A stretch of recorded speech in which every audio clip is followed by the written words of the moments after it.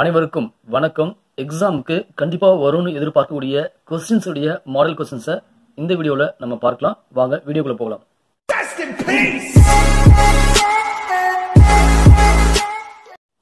எக்ஸாமுக்கு கண்டிப்பா வரும் அப்படின்னு எதிர்பார்க்கக்கூடிய மாடல் கொஸ்டின்ஸை பார்க்கலாம்.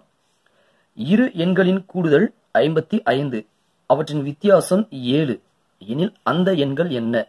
இந்த கொஸ்டின்ல இரு எண்கள் சொல்லும்போது நம்ம இரண்டு எண்கள் எக்ஸ் ஒய்னு எடுத்துப்போம்.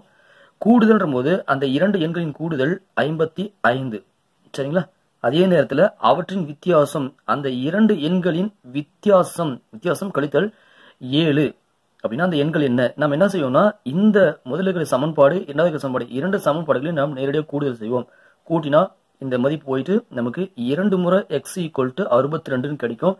That is x equal to சுருக்கலாம் 31, முதல் எண் 31. இந்த 31 அப்படிங்கிற மதிப்பை கொண்டு வந்து நம்ம முதல் சமன்பாடு பிரதிட்டோம் அப்படின்னா 31 பிளஸ் ஒய் ஈக்குவல் டு 55, சரிங்களா? ஏன் 31 கொண்டு வந்து இதுல நம்ம பிரதிட்டோம் அப்படின்னாக்க இரண்டாவதா ஒரு நம்பர் வந்து நம்ம கண்டுபிடிக்கணும் இல்லையா? ஸோ அதுக்காக நம்ம பிரதிடுறோம். அதே சமயத்தில் இரண்டாவதா இருக்கிற சமன்பாட்டிலையும் பிரதிடலாம். மைனஸ் பிளஸ் நம்ம சேஞ்ச் பண்ணணும். ஸோ அந்த பர்பஸ்க்காக நம்ம முதலே பிரதிடுறோம். So y equal to 55 minus 31. இப்போ ஒய்யின் மதிப்பு ஈக்குவல் டு இது சுருக்கும்போது நமக்கு 24 கிடைக்கும். முதல் எண் 31, இரண்டாவது நம்பர் 24, சரிங்களா? இரண்டாவது கேள்வி பார்த்துருவோம். காலியாக இடத்தில் சரியான எண்ணை நிரப்புவோம். இந்த மாதிரி வடிவங்கள் கணக்குகளில் நாம ஒரு அமைப்பை எப்படி அமைந்திருக்கிறது அப்படின்னு கண்டுபிடிச்சிட்டோம் அப்படின்னாக்க நம்ம கண்டுபிடிக்க வேண்டிய இடத்துல நம்ம ஈஸியாக ஆன்சர் கண்டுபிடிச்சலாம், சரியா? இந்த படத்துல எண்கள் எப்படி அமைக்கப்பட்டிருக்குன்னா இந்த இடத்துல நம்ம தொடங்குவோம். 8, 15, 8க்கும் 15க்கும் வித்தியாசம் 7, சரியா? ஸோ இந்த 7 இந்த அமைப்பின் படி எல்லாமே அமைஞ்சதுனாக்க டக்குன்னு ஆன்சர் சொல்லிடலாம. 15க்கும் 22க்கும் 7, 22லேருந்து 29 7 அப்படின்னாக்க இங்க 7 36 இருக்கும். 36லேருந்து இங்க 7 43, சரியா? நமக்கு தேவையான ஆன்சர் 36. அடுத்த கேள்வி பார்க்கலாம். 5 நண்பர்கள் PQRST வட்டமாக மையத்தை நோக்கி அமர்ந்துள்ளார்கள். R என்பவர் T இன் இடது புறத்தில் அமர்ந்துள்ளார்.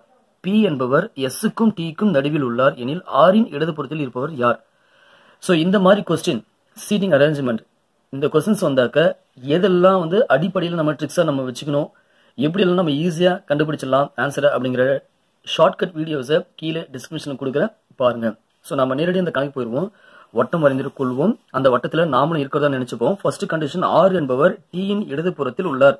அப்போ நம்ம இருக்கிறதா நினைச்சுக்கிட்டு டீயை முதல்ல ஃபிக்ஸ் பண்றோம். இந்த இடத்துல டீயை ஃபிக்ஸ் பண்ணோம்னாக்க நம்முடைய வலது தான் வலது, நம்முடைய இடது தான் இடது. இந்த கணக்கில் ஆர் என்பவர் டீயின் இடதுபுறம், டீயின் இடதுபுறம் அங்கே ஆறு இருக்கிறத நம்ம ஃபிக்ஸ் பண்ணிடுவோம். அடுத்த கண்டிஷன் பி என்பவர் எஸ்ஸுக்கும் டீக்கும் இடையில் நடுவில் உள்ளார். அதாவது பி என்பவர் எஸ்ஸுக்கும் டீக்கும் நடுவில் உள்ளார், சரிங்களா? ஃபிக்ஸ் பண்ணியாச்சு. இந்த இடத்துல கியூ வந்து எங்கேயுமே கொடுக்காதனால நம்ம என்ன பண்றோம்னாக்க ஃபிக்ஸ் பண்ணாத இந்த இடத்துல ஏதோ ஒரு இடத்துல வச்சிருவோம் உட்காந்து. இப்போ ஆரின் இடது புறத்துலேயே ஆறு இருப்பாங்க. நம்முடைய வலது தான் வலது, நம்முடைய இடது தான் இடது அப்படின்னாக்க ஆறுக்கு இடதுபுறம் இருப்பவர் கியூ ஆவார். அடுத்த கேள்வி பார்த்துருவோம். இது போல ஆங்கில வரிசை பொதுவாக எண் வரிசை தான் கொடுத்துருப்பாங்க. நம்பர் சீரிஸ் சம்ஸ் தான் நம்ம அதிகமாக போகிறோம். நம்ம எக்ஸாமில் குறைந்தது 2லேருந்து 3 கொஸ்டின்ஸ் வரைக்கும் பார்த்தீங்கன்னாக்க இந்த மாதிரி இங்கிலீஷ் ஆல்பபெட்டை யூஸ் பண்ணி சீரியஸாக வரிசை முறையாக இருக்கும். ஸோ இதில் வந்துச்சுனாக்க நம்ம ஜஸ்ட் வந்து என்ன பண்ணுறோம், முதல் உறுப்பையும் இரண்டாவது உறுப்பையும் கம்பேர் பண்ணி நம்ம ஆன்சர் கண்டுபிடிக்கணும். இதில் வந்து எந்த ட்ரிக்ஸும் இல்லை. இங்கே பார்க்கும்போது முதல்ல 2A 2B 2C, அடுத்தது ஆங்கில எழுத்துக்களே ரிவர்ஸில் இருக்கு, Z Y, இந்த இடத்துல X வரும், சரி? அடுத்த கேள்வி பார்க்கலாம். AB இருவரும் ஒரு வேலையை 12 நாட்களில் செய்து முடிப்பார்கள். B மற்றும் C அதே வேலையை 14 முடிப்பார்கள். C A அதே வேலையை 20 நாட்களில் முடிப்பாருங்க எனில் மூவரும் சேர்ந்து அந்த வேலையை எத்தனை நாட்கள் முடிப்பார்கள்? இந்த மாதிரி காலமும் நேரம் வேலையும் கணக்குகள் வந்தாக்க ரொம்ப ரொம்ப ஈஸியாக எப்படி நம்ம கண்டுபிடிக்கலாம் ட்ரிக்ஸ் வீடியோ நம்ம கொடுக்குறோம், பாருங்க. ஸோ இங்க இந்த மாதிரி கணக்கில் வரக்கூடிய எண்களை நம்ம எடுத்துப்போம். அதாவது 12, 15, 20 இந்த 3 எண்களுக்கும் நம்ம மீசிமா எடுத்தோம்னா 60 கிடைக்கும். இந்த 60 இந்த கணக்கினுடைய மொத்த வேலையை நம்ம கன்சிடர் பண்ணி வச்சுக்கலாம், சரிங்களா? இங்க ஏவும் பியும் சேர்ந்து 60ங்கிறது மொத்த வேலையை செய்து முடிப்பதற்கு 12 நாட்கள் எடுத்துக்கிறாங்க அப்படின்னாக்கா ஒரு நாளைக்கு அவங்க செய்யக்கூடிய வேலையின் அளவு 5ஆக இருக்கும், சரிங்களா? அடுத்தது பியும் சியும் சேர்ந்து இந்த 60ங்கிற மொத்த வேலையை முடிப்பதற்கு 15 நாட்கள் எடுத்துக்கிறாங்க அப்படின்னா ஒரு நாளைக்கு அவங்க செய்யக்கூடிய வேலையின் அளவு 4 இருக்கும். அதே போல சி மற்றும் ஏ இருவரும் சேர்ந்து மொத்த வேலையை முடிப்பதற்கு 20 நாள் எடுத்துக்கிறாங்க அப்படின்னாக்க ஒரு நாளைக்கு அவங்க செய்யக்கூடிய வேலையின் அளவு 3 இருக்கும். இந்த கணக்குல என்ன கேட்கறாங்க, ஏ பி சி மூவரும் சேர்ந்து வேலையை எத்தனை முடிப்பாங்க, ஏ பி சி. இங்க நம்ம இதை மொத்த மதிப்பையும் கூட்டும்போது 2A 2B 2C வருது இல்லையா. சோ எல்லாரையும் கூட்டும்போது மொத்தமா 2 எடுத்துக்கும் போது இந்த இடத்துல கூட்டுவோம். அதாவது ஒரு நாளைக்கு 12 அளவு இருக்கும். ஆனா இங்க 2 மடங்காக இருக்கும்போது நம்ம என்ன செய்யணும்னா நமக்கு தேவை 1 மடங்கு தான். அதாவது ஏ பி சி 1 மடங்கு 3 பேரும் சேர்ந்து செய்யக்கூடிய வேலை. இது நம்ம வகுக்கும்போது 6ன்னு கிடைக்கும். ஒரு நாளைக்கு 3 பேரும் செய்யக்கூடிய வேலையின் அளவு 6.